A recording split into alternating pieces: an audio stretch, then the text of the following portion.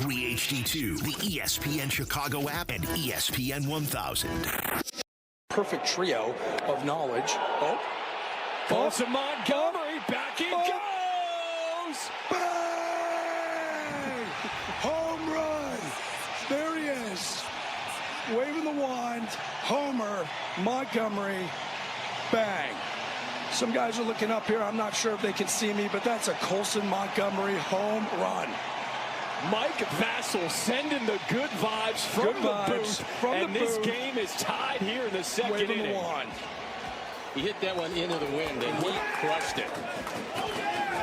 Waving the wand. Home run. Oh, my gosh. That was like, who was that in the booth? Mike Vasil was in the booth. I think he might have a career after his playing career, whether in coaching or broadcasting or what have you. He could do whatever he wants. Broadcasting, Harry Potter magic, Batman. I mean, this man has talent beyond the pitching mound. And the White Sox righty is joining us right now, Mike Vasil on ESPN 1000. Mike, you did a great job in the booth last night. Thank you. Thank you so much. I really appreciate being on right now. And, the booth was it was a lot of fun. It was a little bit more nerve-wracking than I thought, but it was a blast. How'd you come up with the bang call? Was that Mike Breen, or did it just come out, or what happened there? I really think I was just living in the moment, and it kind of just happened. It really wasn't meant like for me. I didn't practice that. It really was just all natural.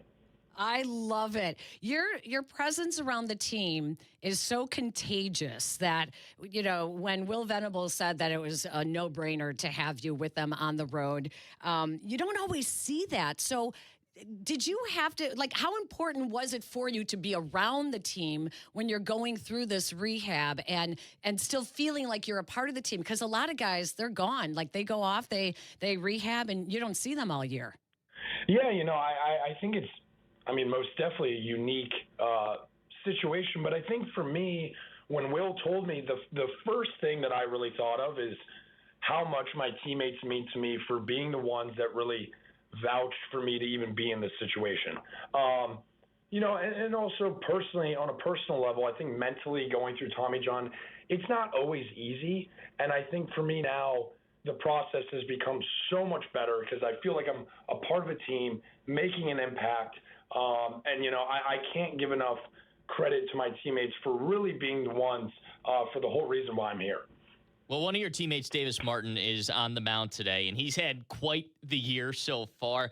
What have your conversations been like with him? What have you seen? What has he changed this year? Because he's always been a very good pitcher, but this year he has a sub-2 ERA. It's just been another level. What have you seen from him this year? Yeah, I think Davis is truly just taken a massive step forward on the mound. But honestly, I think I could easily see it last year. But just what he's done, his command of the strike zone, throwing all of his pitches for strikes, landing breaking balls in fastball counts. He's doing all the things that true big league pitchers do. And he's doing it to the highest level as well. And there's also no better human being to be doing what he's doing as well. Davis is an incredible guy, awesome teammate, and I couldn't be happier for him and the start he's off to this year. When you say you could see it last year, what do you mean by that? Was it the work ethic? Was he starting to have things click last year? What exactly do you mean by that? Yeah, there was especially towards the end of the season last year, he had I really remember this one outing. I think it was maybe into the 7th inning, 6th inning. He had a no-hitter going in Kansas City.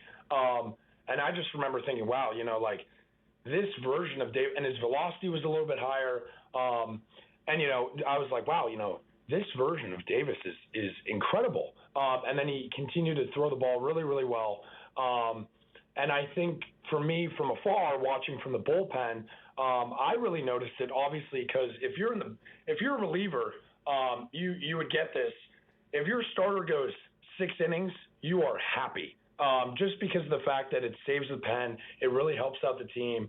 And when Davis was starting to do that, you could really tell he was getting into a groove. Interesting when you talk about the other pitchers. Can I ask you about your own rehab right now? And I know you're still a ways away from, going on the mound and throwing, but your name was tossed about as potentially really pushing for a spot in the rotation. Is it a given when you come back that you're actually going to go back into the bullpen just because of the stress on your arm and work you back slowly? Look, I mean, like you said, I'm a ways away from pitching. But I mean, realistically, for me, I just love pitching so much, and I miss baseball so much. I don't care what role it is. I just want to play. I want to pitch. I want to help this team win on the field. As much as I like to kind of be a little bit of a fun guy and a culture guy in the locker room, I would love to just whatever role. Get back on that mound and help the White Sox win baseball games.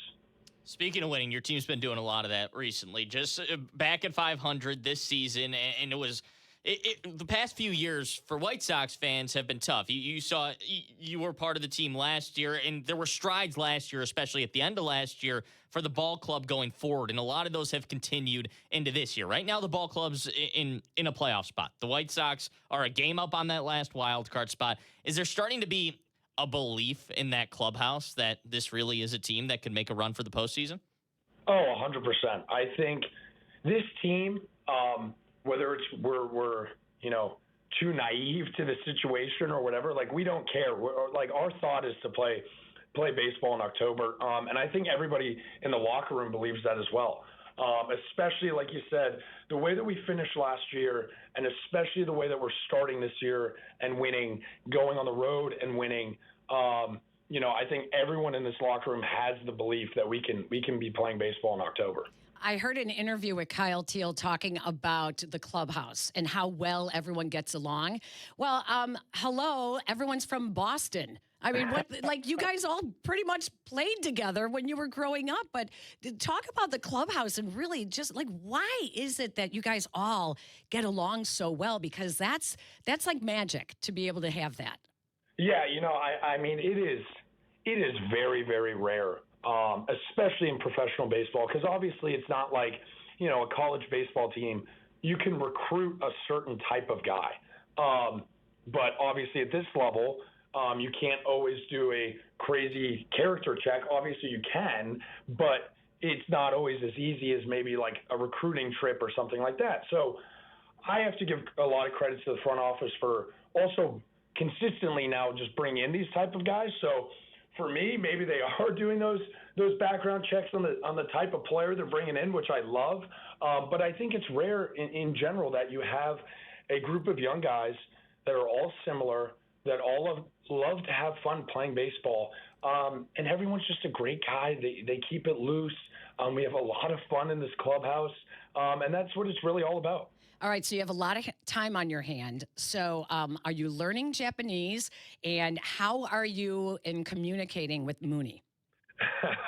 I've tried learning Japanese. Okay. Now, I will say I don't know if what I'm learning is necessarily one appropriate or the good things to say. But with Mooney as a whole, it's truly amazing. Each week he comes in, his English is just getting better. And obviously with Kenzo, who's phenomenal as well, being able to communicate to Mooney through him. But Mooney as a guy, truly one of the best. As a player, obviously amazing. And he's been such a huge part of this team. Everybody loves him. Every time he comes in the locker room, I feel like he's giving somebody a hug. And it's just the type of guy he is. I was standing outside of the dugout yesterday pregame, and I was watching warm-ups, and Mooney and Miguel Vargas got into like a fake wrestling match before they started playing catch with each other, too. So you can just see how much he has a connection with his teammates, as you were saying, Mike. So you talked about the culture of this team, and going back to the 2005 White Sox that fans will remember, talking to Mike Vasil, White Sox reliever on the Yingling guest hotline, and you talk about the culture of this team. Going back to those 2005 White Sox, fans remember the grinder rules and that team having a little bit of grit and things like that. You talk about yourself as a culture guy. How would you define, if you can, the culture of this ball club and what you're trying to contribute to the culture?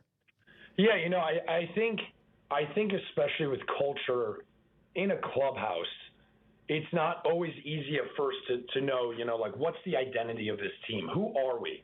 And sometimes it takes a little bit, like it's not like we got off to a blazing start at the beginning of the year. But I think as the year went on, I think our whole thing is kind of embodying the South Side, being, tough, gritty guys. We like to show up to work. We're not necessarily going to always be the flashiest, but we're going to get the job done. And I think everybody loves that. And I think there's also a huge part of this team that everybody kind of enjoys being a little bit of a lunatic out there, like there's not really rules for us. We feel like we always talk about, we're like, this rule might apply for another team, but we're the White Sox, man. Like, let's do it. The rules don't apply to us right now. So I guess you could say we're a little bit of bad boys at the same time as well. All right. So you brought up the South Side. How are you on quizzes? Because I have a quiz for you. You want to play a little game? I'm. Let's say I was a decent student, but let's see what I got. All right. We're going to start with history. Okay. Can you name any other White Sox player from Boston throughout the team's history? And it can't be Sean Burke, Shane Smith, or Jared Schuster. Can I use Sean Newcomb? Yeah. Okay. Can Well, you go? he was born in Brockton, so I guess that's close enough. Oh, geez, I'm trying to think. From Boston, played for the White Sox. Oh, how many? Can you give me a range of years that I'm going back right now? You're going to go back about 50 years. 50 years? Yeah, you're one of the greatest pitchers in Sox history. Oh. A knuckleballer. Knuckleballer. Started out with the Red Sox. Started out. Wait, Wakefield didn't. No. No. Go back. No. Go way back. Way back. Knuckleballer. Oh, God. Wilbur Wood. Wilbur Wood? Yes, Wilbur Wood. Okay. Now, I was thinking originally Pudge Fisk, but you're from Boston. Do you include someone from New England, like New Hampshire? Does that count? Is that considered? They're not considered Boston, right? It's just New England. If we're in, let's say we're in California and you run into somebody and they're from New Hampshire, they're probably going to say they're from Boston. But if you're in Boston and the person says, "Oh, I'm from Boston," you say, "Oh, where?" And they go, "Oh, like Manchester, New Hampshire," then you're really not from Boston. Well, that's exactly how I feel about Chicago. When someone's from a suburb and they're actually not from Chicago. So speaking of, here's the fun quiz, okay? Bridgeport or Lincoln Park, Mike? Bridgeport or Lincoln Park? Which neighborhood? Oh, answer right on this one, Mike. You can't, especially this weekend. Bridgeport, yeah. Okay. Is the neighborhood of Beverly on the south side named after Beverly, Massachusetts, or Beverly Hills?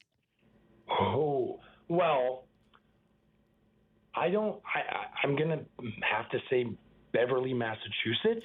Ding, ding, ding. You are correct. It was way, way back when they named the neighborhood. It was the wife of the Art Institute director who was from Beverly, Massachusetts. All right. Are Southside bars more like the bar in Cheers, or are they like cocktail lounges? Cheers.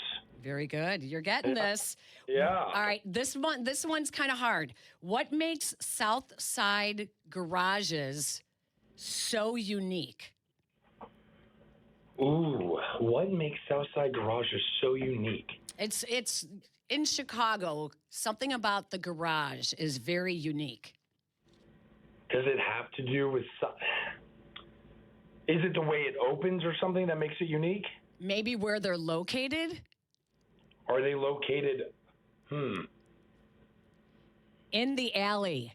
They're located in the alley. Okay. So that was a trick question. I couldn't have gotten that one, Mike, and I've lived here my whole life. Yeah. Okay. What kind of architecture do you find on the south side? A bungalow or a brownstone? It would be a bungalow, correct? Yes. Very good. Brownstones are over on the north side. Yeah. We don't want those. Finally, you're not here in the winter, but do you know what parking dibs are? Parking dibs. If I had to assume that similar things like this happen in Boston, you put like a traffic cone or like a massive foldable plastic table in a spot, because when it snows, you don't want somebody to take your spot once you shovel it out. You're exactly right. That's exactly right. I didn't know they do that in Boston, too.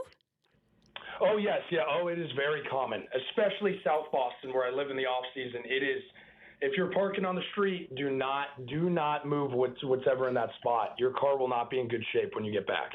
So, Mike, I want to let you in on a little bet that is going on here at the station. So we have Tyler, he's a Cubs fan, and we have Aiden, he's a Sox fan. And they made a bet at the beginning of the year over who would have more home runs this season, Colson Montgomery or Pete Crow Armstrong.